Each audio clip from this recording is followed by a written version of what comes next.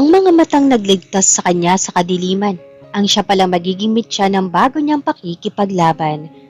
2 taon na ang nakalilipas nang muling makakita si Shaira Angeli Manalo dahil sa isang cornea transplant mula sa isang yumaong estranghera, habang buhay ang kanyang pasasalamat sa bilyonaryong si Paul Jake Sterling, ang lalaking pumirma sa organ donation ng kanyang yumaong asawa.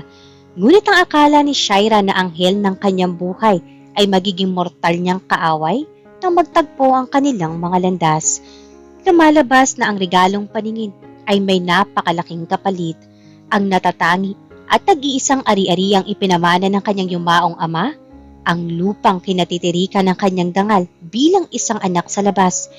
Ang lupaing iyon ang nag-iisang hadlang sa marangyang Grand Catwalk Project ng mga Sterling. Upang makuha ang lupa, handang gamitin ng bilyonaryo ang kapangyarihan nito, pati na ang utang na loob na nakatali sa mismo mga mata ni Shaira. Sa isang kasunduan ng kasal at pagbibigay ng isang tagapagmana kapalit ng kanyang lupa, papayag ba si Shaira na maging isang buhay na anino ng nakaraan? May pag-asa pa bang umibig muli ang isang Paul Jake Sterling kung sa tuwing titingnan niya si Shaira, ang mga mata na namatay niyang asawa ang kanyang nakikita? Si Shaira nga kaya makakapagbigay ng tunay na liwanag at anak sa isang bilyonaryo o mananatili lang siyang biktima ng isang kontrata? Isang mapagpalang araw sa lahat ng ating mga kaayasya. Ako muli ang inyong lingkod, si Miss Angge, na maghahatid sa inyo ng mga kwentong hitik sa emosyon, pag-ibig, at mga pagsubok na magpapatibay sa ating mga puso. Mula sa panulat ng ating mahusay na story creator na si Boss Rainiel, isang natatanging obra na naman ang hatid namin sa inyo rito sa Ayesha TV. Isang kwento na magpapatunay na kung minsan, ang tadhana ay naglalaro sa pinakamalupit ngunit pinakamagandang paraan. Ano nga ba ang gagawin mo kung ang mga matang nagbigay sa iyo ng liwanag ay ang siya palang magiging mitya ng bago mong pakikipaglaban sa isang bilyonaryong nakakapit sa anino na nakaraan? Kaya naman, ihanda na ang inyong mga puso. Huwag kalimutang mag-like, mag-subscribe at i-share ang ating video. Narito ang simula. 2 taon. 2 taon na ang mabilis na lumipas mula nang muling magkaroon ng kulay at liwanag ang mundo ni Shaira Angeli Manalo. Ang bawat umaga na ididilat niya ang kanyang mga mata ay isang paalala ng isang napakalaking himala. Isang donasyon na nagligtas sa kanya mula sa permanenteng kadiliman at kawalan ng pag-asa. Ang mga matang gamit niya ngayon upang makita ang ganda ng paligid ay pag-aari ng isang estrangherong pumanaw. Ang tanging impormasyon na nakuha niya noon sa ospital ay galing ito sa yumaong asawa ng isang sikat at makapangyarihang bilyonaryo. Ang lalaking iyon mismo nagdesisyon ibigay ang kornea ng kanyang asawa sa kanya, ngunit dahil sa higpit ng patakaran at sa biglaang pag-alis ng pamilya nito pa ibang bansa, hindi kailanman nagkaroon ng pagkakataon si Shaira na makilala at mapasalamatan ang taong nagbigay sa kanya ng bagong buhay.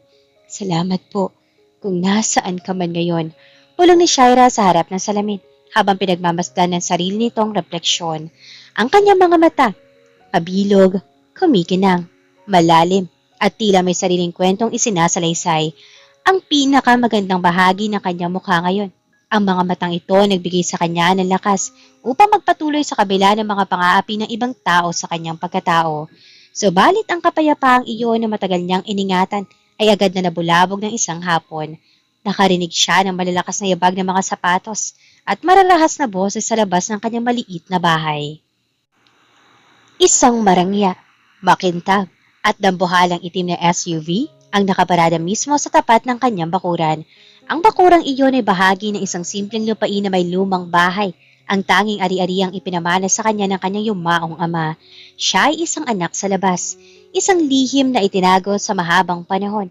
At ang lupang iyon, ang tanging patunay na minsan sa buhay ng kanyang ama ay naging mahalaga rin siya at kinilala bilang tunay na anak. Isang lalaki ang dahan-dahang bumaba mula sa likod ng sasakyan. Nakasuot ito ng mamahaling custom-tailored suit na halatang gawa ng sikat na designer sa Europa. Matangkad ito, may matigas na panga, nakatikom ang mga labi at ang mga mata nito ay kasing lamig at kasing talas ng yelo. Walang iba, kundi si Paul Jake Sterling. Nasaan ang nagmamay-ari ng lupaing ito? mariing tanong ng personal na bodyguard ni Paul Jake sa mga kapitbahay na nagsisimula ng mag-usisa. Agad na lumabas si Shaira mula sa kanyang pintuan. Hila-hila ang kanyang tapang at determinasyon. Ako nagmamay-ari ng lupaing kinatatayuan ninyo din ngayon. Anong kailangan nyo sa pribadong ari-arian ko? Dahan-dahang lumingon si Paul Jake sa direksyon ng kanyang boses. Sa kauna-unahang pagkakataon, matapos ang 2 taon, nagtagpo ang kanilang mga paningin. Parang biglang huminto ang ikot ng mundo para sa bilyonaryong si Paul Jake. Biglang napaatras ng isang maliit na hakbangan lalaki. Isang bagay na hindi niya kailanman ginagawa sa harap ng kahit na sino. Ang kanyang puso na 2 taon nang natutulog, manhid at binalot ng galit at bighati ay biglang sumikto ng napakalakas. Ang mga matang iyon, ang paraan ng pagkurap ng mga pilikmata nito, ang kakaibang ningning sa tuwing natatamaan ng sikat ng araw, at ang emosyong nakatago sa likod niyon, iyon ang eksaktong mga mata ng kanyang yumaong asawa na si Clarice. Clarice? Halos hindi mabuong pulong ni Paul Jake sa kanyang sarili. Habang nakatitig ng diretso sa mukha ng babae, tila ba nakakita siya ng isang multo mula sa kanyang nakaraan. Ngunit agad siyang natauhan at nabalik sa realidad ng magsalita muli si Shaira. Puno ng tapang at walang takot ang boses. Sino kayo para pumasok na lang basta-basta rito at mag-eskandalo, Mr. Sterling? Mabilis na nagbago ang ekspresyon sa mukha ni Paul Jake. Ibinalik niya ang kanyang malamig at walang emosyong maskara. Bagamat may kaunting panginginig pa rin sa kanyang nakakuyom na mga kamao sa loob ng kanyang bulsa, hindi niya lubos maiwasang magtaka kung paano nagkaroon ng simpleng babaeng ito ng eksaktong mga mata ng kanyang asawa. Ngunit mas pinili niyang unahin ang kanyang pakay. Ako si Paul Jake Sterling. Pakilala niya. Ang boses ay malalim at puno ng awtoridad na kayang magpayuko ng kahit sinong negosyante. At ang lupang kinatatayuan mo ngayon, Miss Manalo, ay ang huling piraso na hadlang sa aming bagong architectural plan para sa catwalk ng Sterling Grand Enterprise. Narito ako para bilhin ng lupang ito mula sa iyo. Ano man ang ihingi mong presyo? Maglatag ka ng numero at babayaran kita ngayon din. Natawa ng kaunti si Shaira. Isang tawang walang kinalaman sa saya, kundi puno ng pait. Hindi pinagbibili ang lupaing ito, Mr. Sterling. Kahit magkano pa ang ihatag mong milyones o kahit dambuhal ang halaga, hindi ko ito ibibigay sa inyo. Ito na lang ang natitirang alaala ng ama ko sa akin at walang katumbas na salapi ang halaga nito. Nagtagis ang bagang ni Paul Jake.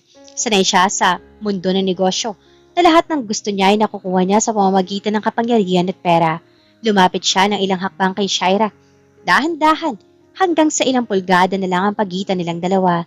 Tinitigan niyang maigi ang mga mata ng babae, ang mga matang nagpabaliw sa kanya sa pangungulila sa loob ng 2 taon. Ngunit ngayon ay nakatitig sa kanya ng may galit. Huwag mong subukan ang pasensya ko, babae. Pulong ni Paul Jake, sapat na para marinig lang nilang dalawa habang nagtatagis ang kanilang mga ngipin. Kung hindi mo ito ibibigay sa akin sa madaling usapan, kukunin ko ito sa paraang hindi mo magugustuhan. Gagawin ko ang lahat. Gagamitin ko ang buong kapangyarihan ko para lamang bawiin at makuha ang lupang iyan mula sa iyo. Hindi kumurap si Shaira. Sinalubong niya mapanganib at madilim na tingin ng bilyonaryo gamit ang mismo mga mata na nagmula sa yumaong asawa nito. Subukan mo, Mr. Sterling. Hindi ako papayag na tapakan mo ang karapatan ko. Hindi alam ni Paul Jake sa mga sandaling iyon na ang mga matang kinamumuhian niyang makitang lumalaban sa kanya ay ang mismong mga mata na pinakaminamahal niya noon. At hindi rin alam ni Shaira na ang lalaking bilyonaryo na itinuturing niyang mortal na kaaway ngayon ay ang siya palang nagbigay sa kanya ng kakayahang makitang muli ang ganda ng daigdig. Pumigat ang atmosfera sa loob ng bakuran ni Shaira matapos ang marahas na pag-alis ng sasakyan ng bilyonaryo. Naiwang umuusok ang alikabok sa daan. Ganoon din ang puso ni Shaira na mabilis ang pagtibok dahil sa galit at kaba. Alam niyang hindi biro ang kalabanin ng isang katulad ni Paul Jake Sterling. Ang pamilyang Sterling ay kilala sa buong bansa bilang mga hari ng real estate at maragyang industriya na fashion, mga taong nakukuha ang lahat sa isang kumpas lang ng kamay. Pumasok si Shaira sa loob ng kanyang maliit at lumang bahay. Agad siyang napasandal sa likod ng pinto. Habang hawak ang kanyang dibdib, pumikit siya ng mariin. Sinusubukang pakalmahin na nagwawalang emosyon, ngunit sa tuwing ipipikit niya ang kanyang mga mata, ang malamig at matalas sa titig ni Paul Jake ang kanyang nakikita. May kakaiba sa tingin ng lalaking iyon kanina, isang halo ng matinding galit, pangungulila at pagkagulat na tila ba nakakita ito ng isang multo mula sa nakaraan. Bakit ganoon siya makatingin? Bulong ni Shaira sa sarili habang muling idinidilat ang mga mata at umaharap sa maliit na salamin sa sala. Sa kabilang banda, pabalik sa Sterling Tower, hindi mapakali si Paul sa loob ng kanyang sasakyan. Nakatingin lang siya sa labas ng bintana, ngunit ang isip niya ay nakapako sa mukha ng palabang babaeng nakatagpo niya kanina. Ang bawat kurap, ang hugis, at ang lalim ng mga mata ni Shaira Angeli Manalo ay patuloy na nagpapakita sa kanyang paningin. Hindi maaari. Imposible. Pagkausap ni Paul sa kanyang sarili habang mariing hinahawakan ng kanyang sentido. 2 taon na nakalilipas mula nang ilibing niya ang kanyang asawang si Clarice.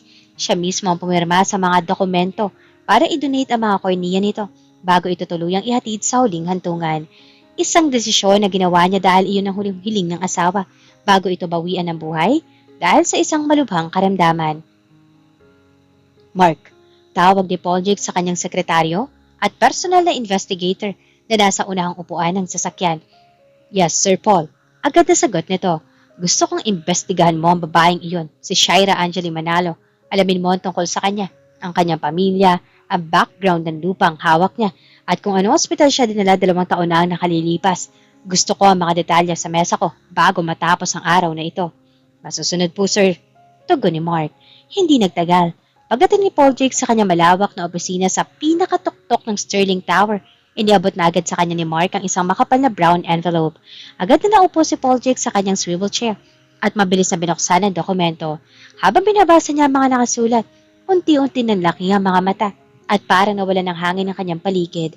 Ayon sa medical records, 2 taon na nakalilipas, si Shaira Angeli Manalo ay sumailalim sa isang urgent cornea transplant sa St. Jude Medical Center, ang mismong ospital kung saan pumanaw si Clarice, at ang petsa ng operasyon ni Shaira ay tumugma sa mismong araw kung kailan kinuha ang mga mata ng kanyang yumaong asawa.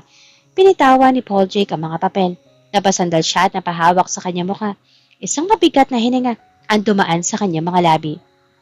Siya ang nakakuha ng mga mata ni Clarice. Pulong niya na may halo-halong emosyon. Ang babaeng itinuturing niyang balakid sa kanyang pinakamalaking proyekto ay ang siya palang may dala ng huling alaala ng kanyang pinakamamahal na asawa.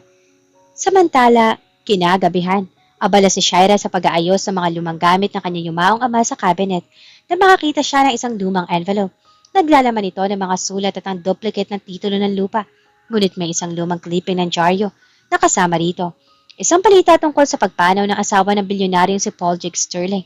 2 taon na nakalilipas, kasama ang anunsyo ng organ donation nito. Nandiga si Shaira sa kanyang kinatatayuan habang binabasa ang pangalan ng ospital at ang detalye ng donasyon ng kornea. Nanlalamig ang kanyang mga kamay habang napagtatanto ang katotohanan. Ang bilyonaryong ng bastos sa kanya kanina, ang lalaking nagbanta na kukunin ang kanyang lupa sa marahas na paraan, ay ang mismong Paul Sterling na nagbigay sa kanya ng pagkakataong makakitang muli. Ang mga matang ipinaglalaban niya ngayon kay Paul ay ang mga matang galing sa yumaong asawa nito. Napasandal si Shaira sa pader. Unti-unti pumatakan luha mula sa kanyang mga mata, ang mga matang pag-aari na nakaraan ni Paul Ang tadhana ay naglaro sa kanila sa pinakamalupit na paraan. Ang taong dapat niyang pag-alayan ng pinakamalalim na pasasalamat ay ang kanya na palang mortal na kaaway ngayon. Hindi naging madali ang pagtulog para kay Shaira ng gabing iyon. Sa bawat pagpikit niya, tila ba bumibigat ang pasanin sa kanyang dibdib. Ang clipping ng lumang balita na hawak niya ay patunay ng isang masalimuot na katotohanan. Paano niya haharapin ang lalaking labis niyang kinasusuklaman dahil sa pagiging mapagmataas nito kung sa bawat segundo ng kanyang buhay ay utang niya rito ang kanyang paningin? Kinabukasan, isang marangyang sasakyan muli ang huminto sa tapat ng kanyang bakuran. Ngunit sa pagkakataong ito, hindi bumaba si Paul Isang lalaking nakasuit ang lumapit sa kanyang pinto at kumatok ng magalang. Si Mark, ang sekretaryo ng bilyonaryo. Miss Manalo, bati nito na pagbuksan siya ni Shaira. Ipinapatawag po kayo ni Sir Paul Sterling sa kanyang opisina sa Sterling Tower. May mahalagang bagay po kayong dapat pag-usapan tungkol sa lupain. Huminga ng malalim si Shaira. Alam niya ito na ang pagkakataon para matapos ang lahat. Sige, sasama ako. Pagdating sa pinakatuktok na palapag ng Sterling Tower, dinala si Shaira sa isang malawak at modernong opisina. Doon ay nakatayo si Paul nakatalikod sa pinto at nakatingin sa malalaking salamin na abot tanaw ang buong lungsod. nang marinig ang mga yabag ni Shaira. Dahan-dahan itong humarap. Mas naging matindi ang tensyon sa pagitan nilang dalawa. Ngayong alam na ni Paul Jake ang katotohanan, hindi niya maiwasang mapako ang tingin sa mga mata ni Shaira. Ang mga matang iyon na dati nagpapakita ng lambing sa kanya gabi-gabi, ngayon ay may dalang tapang at distansya. Maupo ka, Miss Manalo. Malamig ngunit may kaunting panginginig na utos ni Paul Jake. Naupo si Shaira sa tapat ng kanyang malaking lamesa. Diretsahan niyang tinitigan ng bilyonaryo. Alam ko na kung bakit mo ako ipinatawag, Mr. Sterling. At alam ko na rin ang totoo. Natigilan si Paul Jake, bago na paangat ang kanyang kilay. Anong ibig mong sabihin? Ang mga matang ito?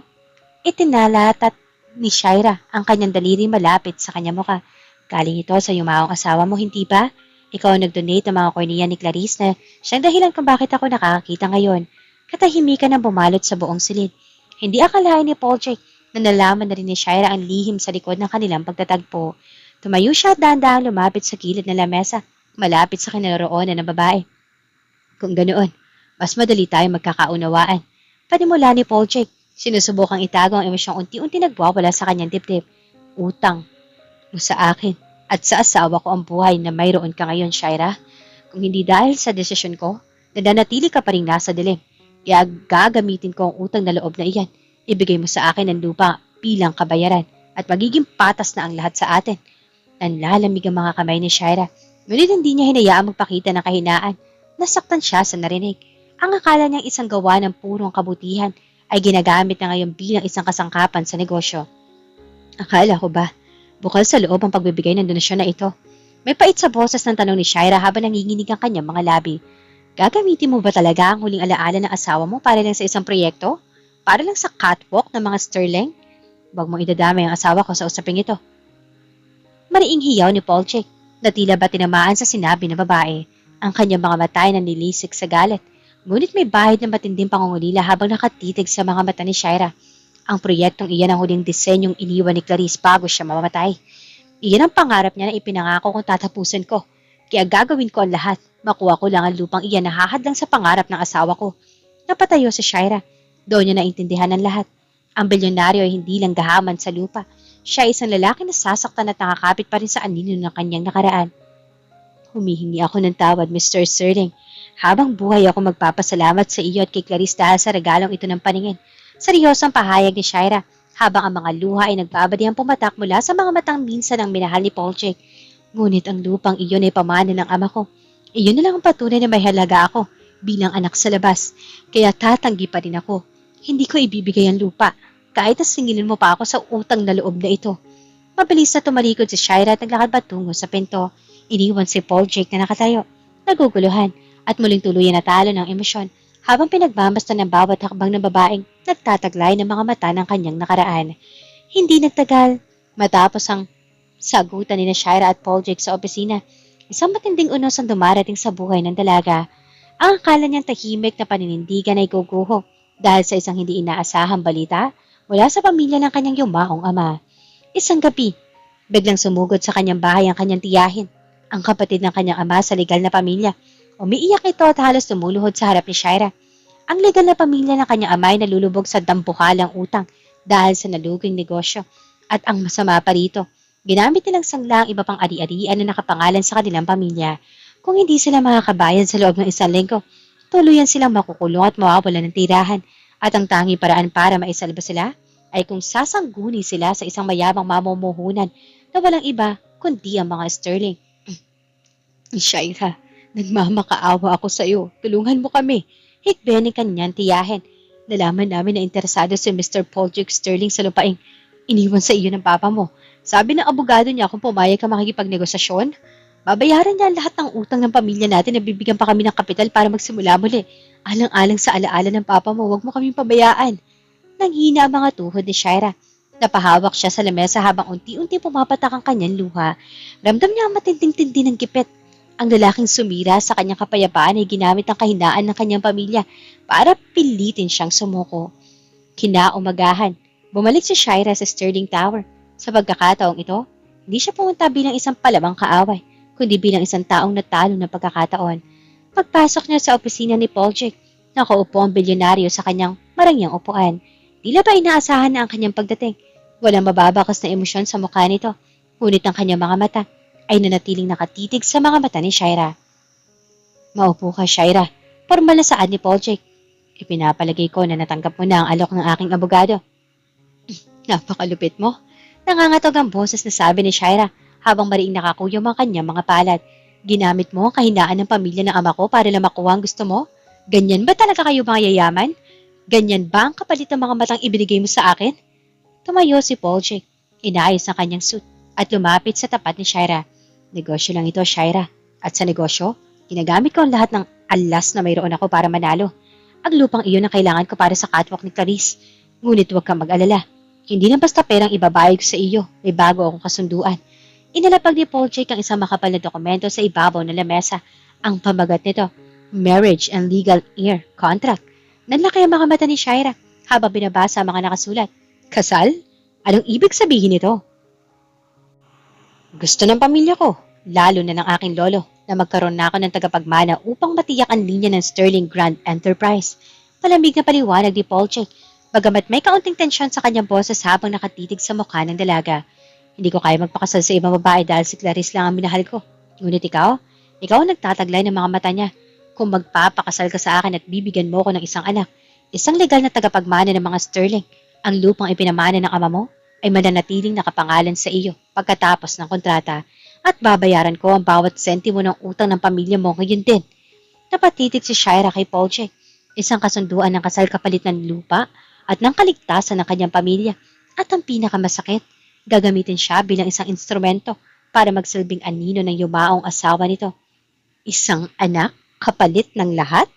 Pulong ni Shaira habang ang kanyang puso ay nadudurog sa tindi ng insulto. Ngunit wala siya ibang mapagpipilian. Ang kanyang mga mata, ang mga matang galing kay Clarice, ang nagdala sa kanya sa madilim na kasunduang ito. Huminga na malalim si Shaira. Sinalubong ng malamig na tingin ang bilyonaryo at dahan-dahang kinuha ang panulat. Papayag ako, Mr. Sterling. Magiging asawa mo ko at ibibigay ko ang anak na gusto mo. Ngunit tandaan mo ito.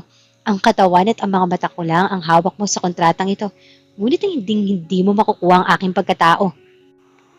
Mabilis na nilagdaan ni Shaira ang kasunduan. Ang panimula ng isang buhay sa ilalim ng iisang bubong kasama ang bilyonaryo nagmamay-ari ng kanyang paningin.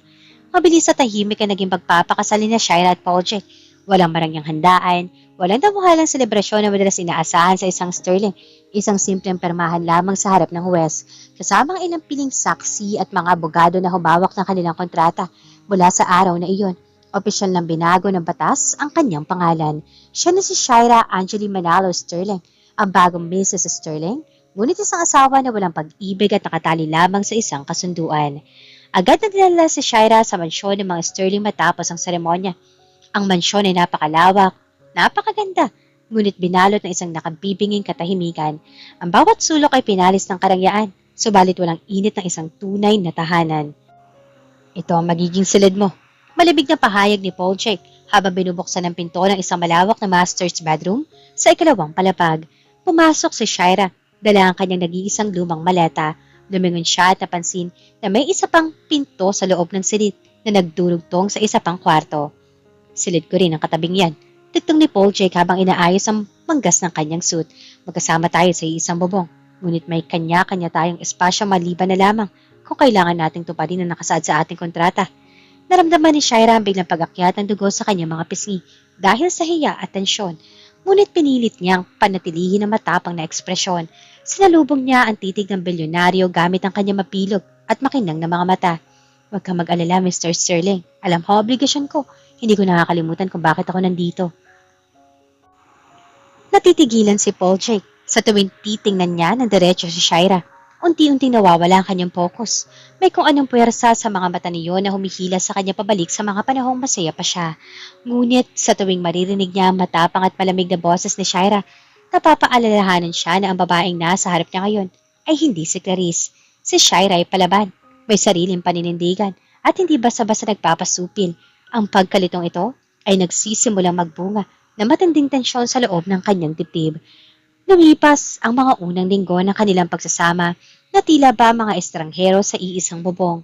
Sabay silang kumakain ng almusal at hapunan. Ngunit walang kibuan, tanging mga tunog ng mga kubyertos ang naririnig sa dambuhalang hapagkainan. Isang gabi, habang nagbabasa si Shaira ng libro sa sala, lumabas si Paul Jake mula sa kanyang study room na may hawak na baso ng alak. Halatang pagod ito mula sa maghapong trabaho sa kumpanya, lalo na sa patuloy na pagtatayo ng proyektong catwalk. Naupo si Paul Jake sa tapat na sofa at tahimik na pinagbastan si Shira. Sa ilalim ng madilim na ilaw na chandelier, ang mga mata ni Shira ay tila ba mas lalong kumikinang. Hindi napansin ni Paul Jake na dahan-dahan na siyang napapalapit sa dalaga hanggang sa maramdaman ni Shira ang presensya ng lalaki. Nag-angat ng tingin sa Shira at nagtagpo ang kanilang mga mata. Ang distansya sa pagitan ng kanilang mga muka ay ilang pulgada na lamang. Maririnig ang mabilis na tibok ng puso ng bawat isa sa gitna ng katahimikan ng gabi. Bakit mo ako tinititigan ng ganyan? Pahinahong tanong ni Shira. May kaunting panginginig ang boses. Hinawakan ni Paul Jake ang pisngi ni Shira. Nang marahan, isang haplos na puno ng pangungulila. Dahil sa bawat pagkurap mo, nakikita ko ang mundong nawala sa akin. Nasaktan si Shira sa narinig. Ang haplos na akala niya ay para sa kanya, ay para rin pala sa multo na nakaraan. Iniwas niya ang kanyang mukha at tumayo. Gaya ng sinabi ko sa iyo bago ko pirma ng kortata, Mr. Sterling, ang mga mata ko na ang pag-aari mo, ngunit hindi mo magiging pag-aari ang puso ko. Iniwan ni Shira si Paul Jake na mag-isa sa sala, habang ang bilyonaryong ay naiwang naguguluhan kung ang bilis na tibok ng kanyang puso ay dahil pa rin ba sa alaala ni Clarice o dahil na lang sa kakaibang tapang ng bagong Mrs. Sterling. Habang lumilipas sa mga araw, mas lalong nagiging mabigat ang pakiramdam ni Shira sa loob ng mansyon. Ang bawat sulok ng bahay na iyon ay may wakas na nakaraan. Sa tuwing naglalakad siya sa pasilyo, nakikita niya ang mga larawan ni Clarice, ang yamahong asawa ni Paul Jake na magmamay-ari ng mga matang gamit niya ngayon. Si Clarice na palaging nakangiti, mukhang mahinhin at halatang pinalaki sa karangyaan. Isang hapon, habang wala si Paul Jake dahil sa isang mahalagang business meeting, hindi napansin ni Shira na napadpad ang kanyang mga hakbang sa dulo ng kanang pakpak ng mansyon. Isang pinturoon na bahagya nakabukas. Sa labis na pag-uusisa, dahan-dahan niya itong itinulak. Iyon ang lumang art studio at greenhouse ni Clarice. Maayos pa rin ang pagkakalatag ng mga gamit. Tila pa pinapanatili ni Paul Jake na buhay ang alaala ng asawa. May mga nakasabit na painting at sa gitna isang malaking blueprint ng original na disenyo ng Sterling Grand Catwalk. Lumapit si Shira at pinagbasdan ng blueprint. Habang tinitingnan niya ang bawat guhit, may kakaibang kirot na gumapang sa kanyang dibdib. Hindi niya mapigilang makaramdam ng matinding selos. Isang selos na alam niyang wala siyang karapatan. Pakiramdam niya, gaano ba niya tatagan ang kanyang sarili. Hindi niya mapapantayan ang pagmamahal na mayroon si Paul Jake para sa yumaong asawa. Sa mga mata ng bilyonaryo, siya ay isang sasadlan lamang. Isang buhay na monumento para sa isang babaeng pumanaw na, anong ginagawa mo rito? Isang bariing hiyaw ang pumasag sa katahimikan. Agad na napalingon si Shira at nakita si Paul Jake na nakatayo sa may pinto. Galit na galit ang mukha nito, habang ang mga mata ay nalilisik sa puot. Mabilis nitong lumapit at marahas na hinawakan ng braso ni Shira upang ilayo sa blueprint. Sino nagbigay sa iyo ng karapatang pumasok sa silid na ito? Galit na tanong ni Paul Jake. Ang boses ay nanginginig sa matinding emosyon. Ilang beses ko bang sasabihin sa'yo na huwag mong pakikialaman ng mga bagay na pag-aari ng asawa ko? Nasaktan si Shira sa higpit ng hawak nito, ngunit mas nasaktan siya sa reaksyon ng lalaki. Sinalubong niya ang galit sa tingin ni Paul Jake gamit ang kanyang mga mata. Ang mga mata nagpabago na ekspresyon sa mukha ng bilyonaryo. Sa isang saglit, nakita ni Shira ang takot at pangungulila sa likod ng galit ng lalaki. Bitawan mo ako, Mr. Sterling. Panlaban ni Shira habang pilit na binabawi ang kanyang braso. Hindi ko sinasadyang pakialaman ng mga gamit niya. Nakita kong bukas ang pinto kaya pumasok ako. Pinitiwan siya ni Paul Jake, ngunit nanatili itong hingal sa galit. Nakatitig pa rin sa mukha ng dalaga. Alam mo kung ano ang pinakamasakit? Naiiyak ngunit pinipigil na dusa ni Shira habang nakatingin ng diretso sa bilyonaryo. Ang makita na sa tuwing tumitingin ka sa akin, hindi ako nakikita mo. Si Clarice, ang hinahanap mo sa bawat kurap ng mga mata ko. Ginamit mo ang kapangyarihan mo para pakasalan ako, para lang magkaroon ng buhay na anino na nakaraan mo. Pero kahit kailan, Mr. Sterling, tandaan mo ito. Ako si Shira at hindi ako magiging si Clarice. Tumalikod si Shira at mabilis na tumakbo patungo sa kanyang silid. Iniwan si Paul Jake sa nakatayo sa gitna ng studio. Napasandal si Paul Jake sa lamesa. Dahan-dahan napahawak sa kanyang dibdib na labis na sumasakit. Ang mga salita ni Shira ay parang isang matalim na kutsilyo na sumaksak sa kanyang natutulog na budhi. Sa unang pagkakataon, hindi ang mukha ni Clarice na naaalala niya, kundi ang sugat at pait sa mukha ni Shira habang umiiyak ito. At ang mas nagpagulo sa kanyang isipan ay ang katotohanan mas sumakit ang kanyang puso. na makita niya lumuluha ang bagong Mrs. Sterling. Matapos ang naging tapatan nila sa art studio, naging mas malamig ang pakikitungo ni Shira kay Paul Jake. Iniiwasan na niya itong makasabay sa pagkain at mas pinipili niya magkulong sa kanyang silid o kaya naman ay maglakad-lakad sa malawak na hardin ng mansyon kung saan walang mga larawan ni Clarice na nagpapabigat sa kanyang kalooban. Subalit ang tadhana ay may sariling paraan upang paglapitin ng dalawang pusong pilit na naglalayo. Isang gabi, nagkaroon ng isang marangyang charity gilang Sterling Grand Enterprise bilang opisyal na asawa ni Paul Jake. Walang pagpipilian si Shira kundi ang dumalo. Nakasuot siya ng isang simpleng emerald nung gabing iyon. Nalalo nagpalitaw sa puti ng kanyang balat at sa natatanging ganda ng kanyang mga mata. Bagamat magkahawak ang kanilang mga kamay sa harap ng mga mamamahayag, ramdam ni Shira ang pader sa pagitan nilang dalawa. Sa gitna ng pagiging habang abala si Paul Jake sa pakikipag-usap sa mga dayuhang mamumuhunan, lumabas muna si Shira patungo sa balkonahe upang makalanghap ng sariwang hangin. Ngunit hindi niya inaasahan na doon ay naghihintay ang mga kamag-anak ng kanyang yumaong ama, ang legal na pamilya na naging dahilan kung bakit siya naipit sa kontratang ito. Aba, tingnan mo nga naman ang swerteng anak sa labas, mapang-uyam na boses ng kanyang madrasta, kasunod ang kanyang kapatid sa ama. Nakaaangat lang sa buhay, hindi na kami kinikilala. Tandaan mo, Shira, kung hindi dahil sa mga utang namin, hindi ka mapapansin ng isang Sterling. Ginamit mo lang ang sitwasyon para maging mayaman. Huwag ninyong pagsasalitaan ng ganyan ng ama ko. At huwag ninyong paratangan ng mga bagay na hindi totoo. Matapang na sagot ni Shira, bagamat may panginig sa kanyang boses. Pumayag ako sa kasunduan para sa inyo para hindi kayo mabaon sa utang. Talaga ba? O sadyang ibinenta mo lang ang katawan mo sa bulyonaryong yan? Tumatawang hirit ng kanyang kapatid sa ama, sabay tulak ng bahagya sa balikat ni Shira. Sapat na yan. Isang barito ng boses ang umalingaw-ngaw mula sa dilim. Agad na napalingon ng lahat at nakita si Paul Jake na naglalakad patungo sa kanila. Madilim ang mukha at nagtatagis ang baga. Ang kanyang presensya ay sapat na para maghari ang takot sa balkonahe. Mabilis na lumapit si Paul Jake at hinila si Shira patalikod sa kanya. Mabisang ipinagtatanggol ng dalaga laban sa mapang-aping kamag-anak nito. Mr. Sterling, nabibiro lang po kami. Nautal na palusot ng madrasa ni Shira. Hindi ninyo kilala kung sino kinakalaban ninyo. Mariing banta ni Paul Jake. Ang boses ay puno ng panganib. Ang babaeng kaharap ninyo ngayon ay si Mrs. Shira Sterling. Siya ang asawa ko. Ang bawat pang-aapi at insultong ibinabato ninyo sa kanya ay insulto sa pangalan ng mga Sterling. Isang salita ko lang. Masisiguro kung walang matitira sa pamilya ninyo. Umalis kayo sa harap ko bago ko makalimutang may utang na loob kayo sa akin. Sa matinding takot, mabilis na nagmamadaling umalis sa mga kamag-anak ni Shira. Naiwan ang katahimikan sa balkonahe. Humarap si Paul Jake kay Shira. Bakas ang pag-aalala sa kanyang mga mata. Isang emosyon na ngayon lang nakita ng dalaga. Hinawakan ni Paul Jake ang magkabilang balikat ni Shira. Ayos ka lang ba? Sinaktan ka ba nila? Napatitig si Shira kay Paul Jake.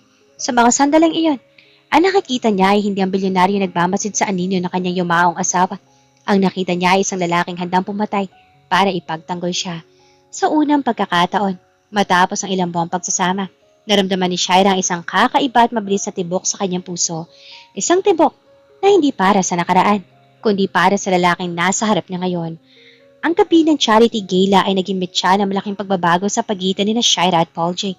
Ang pader na pilit nilang itinayo upang protektahan ang kanilang sarili ay unti-unti na nagkakaroon ng lamat.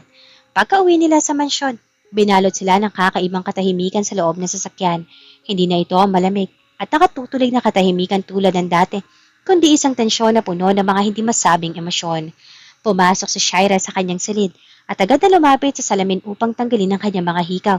Nanginginig pa rin ang kanyang mga kamay, hindi dahil sa takot sa kanyang mga kamag-anak, kundi dahil sa init ng pagkakahawak ni Paul Jake sa kanya kanina. Sa kauna-unahang pagkakataon, naramdaman niyang iligtas siya sa piling ng lalaki. Narinig niya ang marahang pagbukas ng pinto na nagdurugtong sa kanilang dalawang silid. Inuluwa niyon si Paul Jake. Nakatanggal na antay nito at bahagyan nakabukas ang unang dalawang butones ng kanyang natatanging polo. Mukhang pagod, ngunit ang kanyang mga mata ay may kakaibang rikit at pagsik habang nakatitig kay Shira. Salamat. Mahinang simula ni Shira habang nakatitig sa refleksyon ng lalaki sa salamin. Salamat sa pagtatanggal mo sa akin kanina. Dahan-dahang lumapit si Paul Jake sa likod ni Shira. Ramdam ang dalaga ang init ng katawan ng bilyonaryo na unti-unti bumabalot sa kanyang likuran. Asawa kita, Shira. Responsibilidad kong protektahan ka. Walang sino man na may karapatang umapi sa iyo. Sa harap ko. Humarap si Shira kay Paul Jake. dahilan upang magtagpo muli ang kanilang mga paningin sa napakalapit na distansya. Ginawa mo ba yun dahil asawa mo ko sa kontrata? O dahil nakita mo na naman si Clarice sa mga mata ko? Isang mapait at malalim na buntong hininga ang pinakawalan ni Jake. Tinitigan niya ang mukha ni Shaira.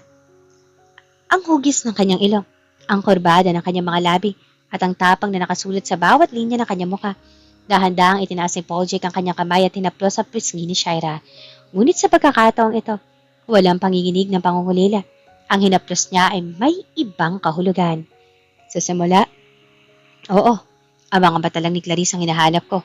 Tapat na pag-amin ni Paul Jake, ang boses ay naging paos sa tindi ng emosyon. Ngunit, nagkakamali ako, Shaira. Sa tuwing nagmamatigas ka, sa tuwing ipinagtatanggol mo ang sarili mo, at sa tuwing tinitingnan mo ako na may galit at pait, napagtanto ko na hindi ikaw si Clarice. At ang mas nagpapasuko sa akin ay ang katotohanan hindi ko na mapigilan ang sarili kong hanapin ka. Paul Jake? Pulong ni Shaira. Halos mawala ng boses na marinig ang pagbigkas ng lalaki sa kanyang pangalan. Hindi ko na alam kung anong ginagawa mo sa akin, Shaira. Ang alam ko lang, sa tuwing malayo ka, ikaw ang hinahanap ko, hindi ang nakaraan ko, kundi ikaw mismo, tugtong ng bilyonaryo. Hindi na hinintay ni Paul ang sagot ng dalaga. Dahan-dahan niyang iniyuko ang kanyang ulo at inilapat ang kanyang mga labi sa mga labi ni Shaira. Iyon ang kanilang unang halik. Isang halik na nagsimula sa banayad at nag-aalinlangang pagpindot. Ngunit mabilis na naging malalim, marubdob at puno ng matagal na kinahuhumalingang emosyon. Tumugon si Shaira. Dahan-dahang pinulupot ang kanyang mga braso sa ilaeg ni Paul Jake habang unti-unti pumapatak ang isang butil na luha mula sa kanyang mga sariling mata. Sa halik na iyon, alam nilang dalawa na wala ng atrasan. Mapagtanto ni Paul Jake na ang nararamdaman niya hindi na dahil sa mga mata ng yumaong asawa. Unti-unti na nahuhulog ang kanyang loob sa tunay, palaban at natatanging pagkatao ni Shaira Angeline Manalo. Ang gabi ng kanilang unang halik ay nag-iwan ng malalim na marka sa kanilang dalawa. Ang marubtob na tagpong iyon ay nasundan pa ng mga gabing puno ng init, passion, at mga emosyong unti-unti nang lumalagpas sa mga nakasulat sa kanilang kontrata. Sa kabila ng takot ni Shaira na baka ginagamit lamang siya bilang anino ng nakaraan, hindi niya maikakalala sa sarili na tuluyan na siya nahulog sa bilyonaryo. At si Paul Jake naman ay naging mas maalaga, mas madalas umuwi na maaga, at palagi nakatitig kay Shaira na may kakaibang lambing na hindi na para kay Clarice. 2 buwan ang malibis na lumipas matapos ang pagbabagong iyon sa kanilang relasyon. Isang umaga, nagising si Shaira na may kakaibang hilo at bigat sa kanyang katawan. Agad siya tumakbo patungo sa banyo at nakaramdam ng matinding pagsusuka. Nangangatog ang kanyang mga kamay habang hawak ang isang pregnancy test kit na palihim niyang ipinabili. Habang naghihintay sa resulta, mabilis ang tibok ng kanyang puso. Nang lumitaw ang 2 pulang linya, nakaupo si Shaira sa sahig. Magbubunga na ang kanilang pagsasama. Siya ay buntis. Siya nga kaya ang makapagbibigay ng katuparan sa huling hiling ng pamilya Sterling? Imbes na purong saya ang maramdaman, isang matinding takot ang gumapang sa puso ni Shaira. Naalala niya ang kontrata, ang pangunahing layunin kung bakit siya narito ay upang mabigay ng tagapagmana. Ngayong natupad na ang kasunduan, ano na ang mangyayari sa kanya? Baka pagkatapos niyang mga anak ay tuluyan na siyang itaboy ni Paul Jake at kunin ang bata mula sa kanya. Lalo pat nakuha na nito ang lupa para sa catwalk. Kinagabihan, pagdating ni Paul Jake mula sa opisina, napansin niya agad ang pananahimik ni Shaira habang silang dalawa ay nasa hapagkainan. Lumapit si Paul Jake at hinawakan ang kamay ng dalaga. May problema ba, Shaira? Mukha ka maputla. May pag-aalalang tanong ng bilyonaryo.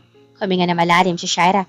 Sinalubong ang nag-aalalang tingin ng lalaki at dahan-dahang inilapag ang resulta ng test sa ibabaw ng lamesa. Buntis ako, Paul Jake. Natupad ko na ang huling bahagi ng kontrata natin. Natigilan si Paul Jake. Nalaki ang kanyang mga mata at dahan-dahan tinignan ng pregnancy test kit bago muling tumingin kay Shaira. Isang malawak na ngiti ang sumilay sa kanyang mga labi. Isang reaksyon na bihirang makita sa malamig na bilyonaryo. Agad siyang tumayo, binuhat si Shaira at mahigpit itong narekolekta sa kanyang mga braso. Magiging ama na ako. Magkakaroon na tayo ng anak. Pulang ni Paul Jake, bakas ang labis na kaligayahan sa boses nito. Nang mabalitaan ng pamilya Sterling, partikular ng lolo ni Paul Jake, ang balita ay nagdala ito ng matinding kagalakan sa buong angkan. Ngunit sa kabila ng yakap at saya ni Paul Jake, napansin niya patak ng luha na dahan-dahang gumulong mula sa mga mata ni Shaira. Ang mga matang nagbigay sa kanya ng bagong buhay ay puno ngayon ng pangamba at lihim na pagdurusa dahil sa takot na ang bata lamang at hindi ang kanyang pagkatao ang tunay na pinapahalagahan sa mansyong iyon. Ang balita ng pagdadalang tao ni Shaira ay naging daan para mas lalong maging maingat at maalaga si Paul J. Halos ayaw na nitong paalisin ng dalaga sa kama at personal nitong tinitiyak na naihahanda ang lahat ng kanyang mga pangangailangan. Ngunit sa likod ng marangyang pag-aalagang ito, patuloy na lumalalim lang lamat sa puso ni Shaira ang bawat magandang trato ni Paul J. At tila papaalala sa kanya na unti-unti nang natatapos ang kanyang silbi sa ilalim ng kanilang kontrata. Isang hapon, nagpapahinga si Shaira sa library ng mansyon. Pumasok ang matandang mayordoma na si Aling Marta, ang nag-iisang katiwala na nakasama pa sa panahon ni Clarice. May hawak itong isang lumang kahon na gawa sa pelos. Ipinapaayos si Sir Paul Check ang lumang study room ni Ma'am Clarice para gawing nursery room ng magiging anak ninyo. Malumanay na paliwanag ni Aling Marta. Nakita ko po ang kahon na ito sa lihim na drawer ng lamesa niya. Sa tingin ko po, nararapat lang na ikaw makabasa nito bilang bagong Mrs. Sterling. Nanginginig ang mga kamay na tinanggap ni Shaira ang kahon. Nang umalis si Aling Marta, dahan-dahan niya itong binuksan. Sa loob ay may isang sulat na kulay, sulat kamay. Mismo ni Clarice, bago ito pumanaw 2 taon na nakalilipas. Para sa aking mahal na Paul Jake, kung binabasa mo ito, marahil ay wala na ako sa tabi mo. Alam kong labis kang masasaktan at alam kong gagawin mo lahat para manatili akong buhay sa alaala. Gaya ng pangarap kong catwalk, ngunit pakiusap Paul. Kapag ibinigay mo na ang aking korniya sa maswerteng makakatanggap nito, huwag mong hanapin ang anino ko sa kanila. Ibinigay ko ang panin ko para bigyan ng bagong buhay ang ibang tao, hindi para maging dahilan ng pagkakatali mo sa nakaraan. Hayaan mo tumibok muli ang puso mo para sa taong totoo, hindi para sa multo ko. Napatangip ng bibig si Shaira habang bilis na dumadaloy ang luha sa kanyang mga mata.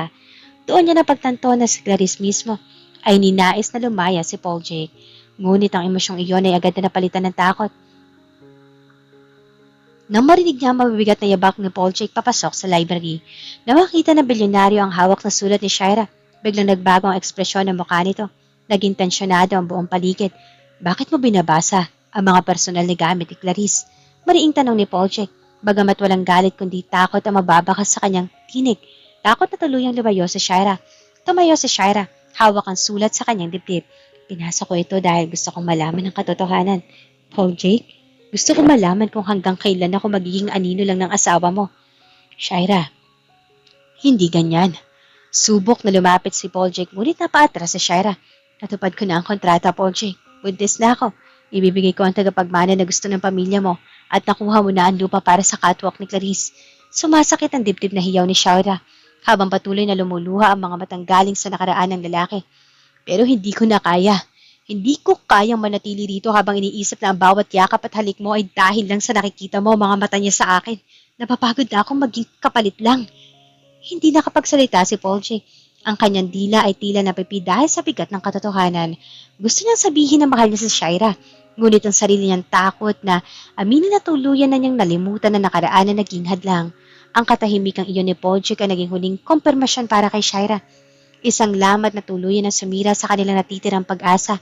Ang katahimikan ni Paul Check ng gabing iyon ang naging huling patak ng laso na tuluyang lumatay sa puso ni Shaira. Para sa kanya, ang hindi nito pagsasalita ay ang pinakamasakit na pag-amin na siya ay nananatiling isang penggulo lamang sa pagitan ng lalaki at ng multo ng yumaong asawa. Hindi na niya kayang hintayin ang araw na isisilang ang sanggol at mararanasan ng tuluyang pagtataboy. Mas mabuti pang siya na ang kusang sumuko habang may natitira pa siyang dangal. Kinaumagahan, bago pa man magsilang ng liwanag ang araw at magising si Paul Jake, mabilis na nag-empake si Shaira. Kinuha niya ang kanyang lumang maleta, ang nag-iisang gamit na dala niya noong unang tumapak sa kanyang mansyon. Sa ibabaw ng lamesa sa kanyang silid, iniwan niya ang 2 bagay. Ang dalagdaang titulo ng lupa na naglilipat ng pagmamayari sa mga Sterling para sa kanilang apelyido at ang kanyang singsing sa kasal. Kasama nito ang isang maikling sulat. Ibinibigay ko na ang lupang ipinamana ng ama ko. Wala na itong halaga sa akin kung ang kapalit naman ay ang unti-unting pagkawala ng aking sarili. Lalayo ako para sa palakihin ng anak natin sa lugar kung saan hindi siya magiging bunga lamang ng isang kontrata. Huwag mo na kaming hanapin. Nang magising si Paul Jack at makita ang bakanteng silid, parang gumuho ang buong Sterling Towers sa kanyang ulirat. Agad niya nabasa ang sulat at nakita ang iniwang singsing. Sa unang pagkakataon sa kanyang buhay bilang isang makapangyarihang bilyonaryo, nakaramdam si Paul Jake ng isang matinding takot at kawalan ng pag-asa. Shaira, hindi. Halos mawalan ng lakas na bulong ni Paul Jake habang mahigpit na nakinukuyom sa kanyang palad ang singsing ng asawa. Agad niyang tinawag ang lahat ng kanyang mga tauhan, bodyguard at si Mark. Hanapin ninyo si Shira. Gamitin ninyo ang lahat ng koneksyon ng mga Sterling. Alamin ninyo kung nasaan siya ngayon din. Isang linggo ang lumipas, ngunit walang mahanap na baka si Paul Jake. Si Shira ay tila babula na naglaho. Sa bawat gabi na nagdaan, hindi na makatulog ang bilyonaryo. Palakad-lakad siya sa malawak at malamig na mansyon, ngunit hindi na ang larawan o alaala ni Clarice nagpapagulo sa kanya. Ang hinahanap ng kanyang mga mata ay ang bawat sulok kung saan nakatayo si Shira. Ang boses nito na matapang na lumalaban sa kanya at ang init ng yakap nito. Mararamdaman ni Paul Jake ang matinding pangungulila.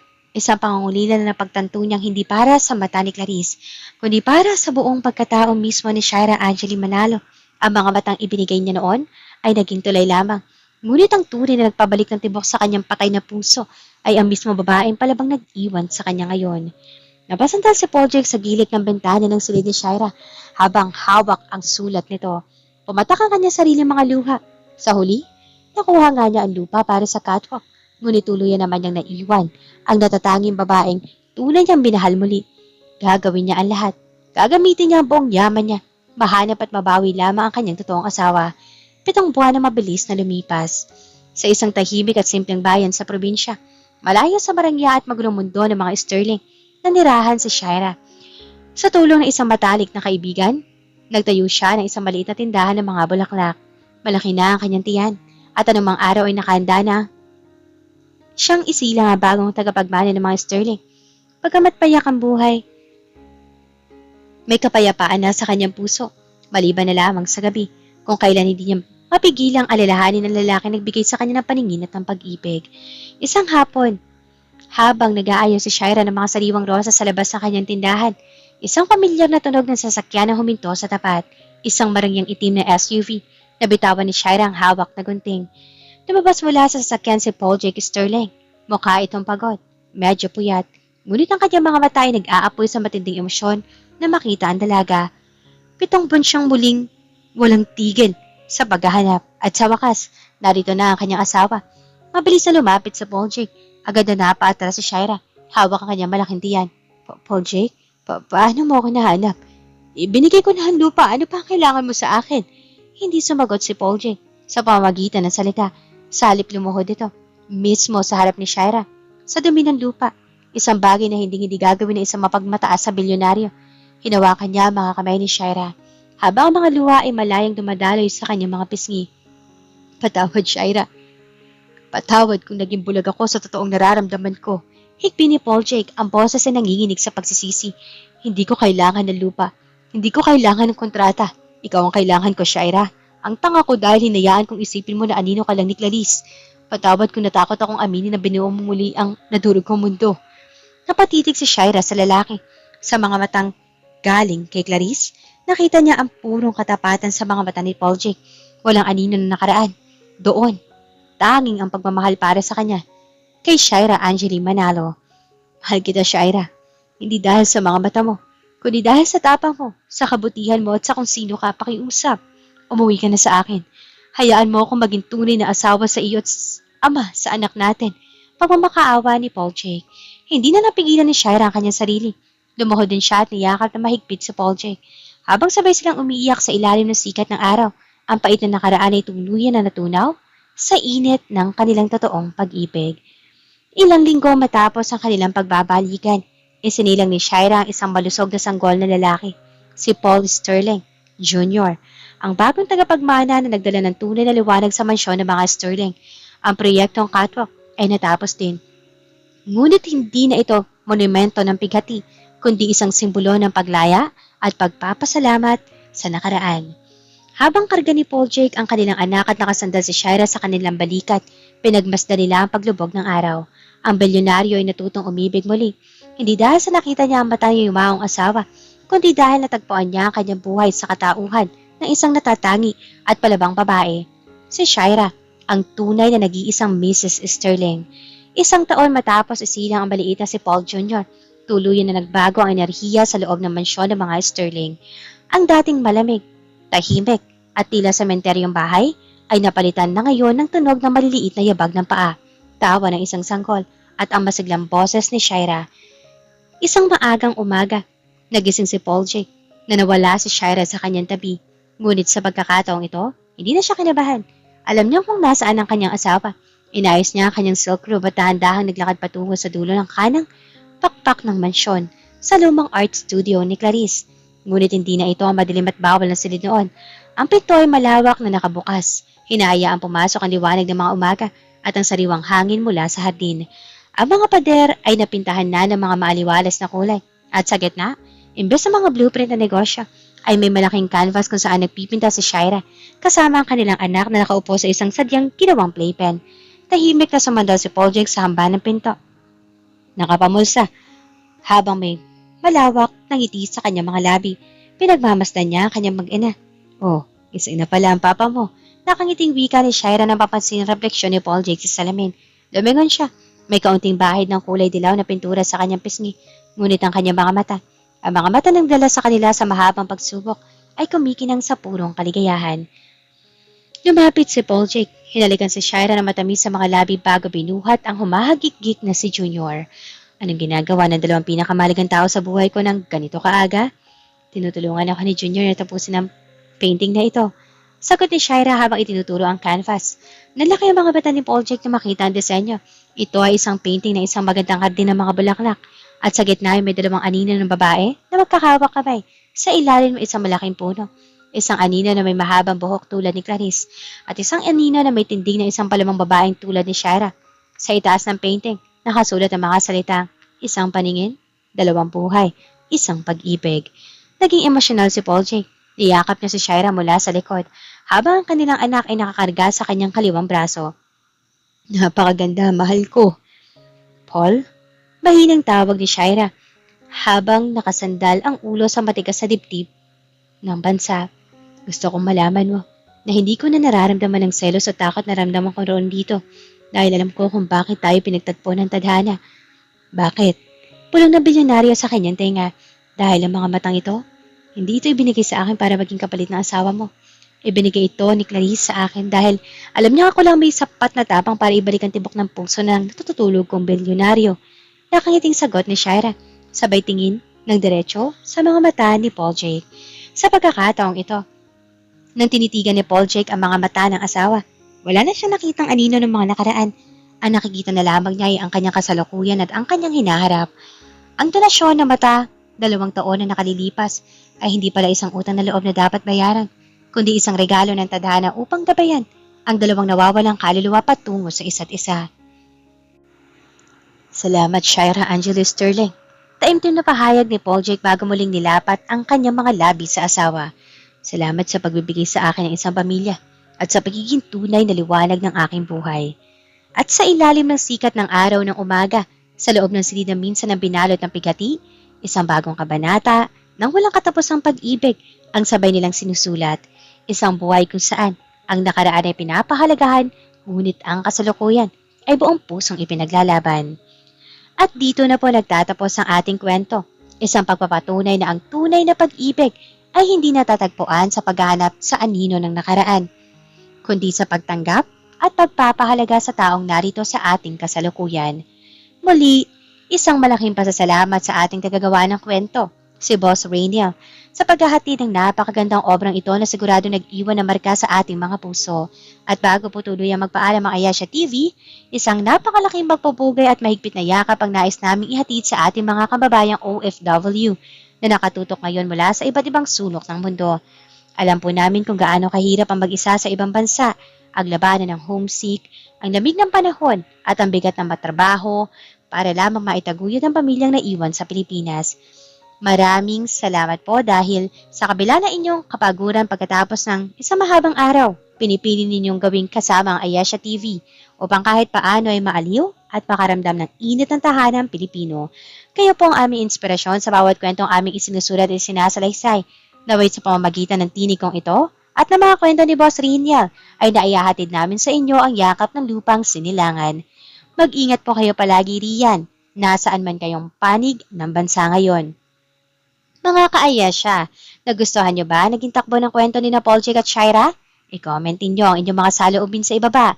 Huwag kalimutang sabihin kung saan bansa kayo nakikinig ngayon para ma-shoutout namin kayo sa mga susunod. Huwag po ninyong kalimutang mag-like, subscribe, at pindutin ang notification bell para palagi kayong updated sa mga susunod nating kwento rito sa Ayesha TV. Ako muli ang inyong lingkod, si Miss Angge. Hanggang sa muling pagtatagpo ng ating mga puso, paalam mga ka-Ayesha!